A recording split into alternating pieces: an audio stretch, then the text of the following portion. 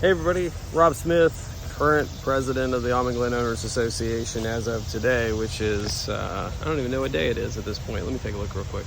Wednesday, July the 20th, 2022. As you can see, I don't script these out or anything. Proxies, this comes up every year. I wanna make sure I explain proxies, the voting process, all that stuff. We got the meeting coming up on Thursday. So first and foremost, I will do my very best I will at least record the meeting and post it up later for somebody, whether I'm on the board or not. I'll make sure that information is available to people. I will do my best to stream it. Probably what I'll do is open up a Zoom meeting, share that information out, and then I will, from there, try to put it up live. It's hard though with those meetings. We're in a big room. I don't know how well we'll be able to make it so that you can hear everything that's being said and stuff like that. What I might do is just put the camera up where you can kind of hear people right there at the front talking. But for the most part, there's not gonna be a lot to the meeting, but it's hard to record that big area with good sound and everything. Every year it's a struggle. But what I wanna do is explain how voting's gonna work. So if we have, say we have 6 people. If we only have 5 people running for the board or less, which as of right now that I know of, we have less. But if we only have 5 people running for the board, for the most part, as long as we have 30 people represented either in person or by proxy, then we can have the meeting, because we have to have at least that percentage. We can have the meeting, and from there to basically be like, is everybody here okay with waiving the vote? Does anybody want to have a vote? Because there's no need to at that point. It's like there's only 5 people, 4 people, whatever running. Let's just go ahead and get this done.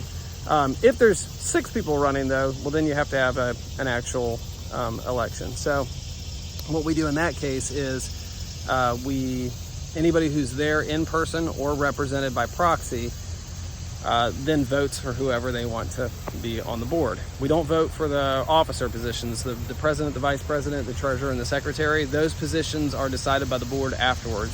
What we vote for as a community is who do we want to be on the board. So that's how the voting process works. The proxies, the way the proxies work is if you cannot be physically present at the meeting to vote, you need to send a proxy with somebody so they can vote on your behalf.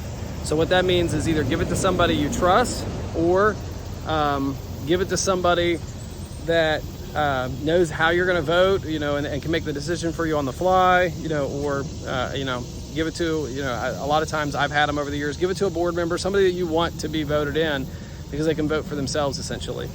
And that basically just makes it so if you gave me a proxy, if my neighbor came to me and said, hey Rob, I cannot be at the meeting, here is my proxy.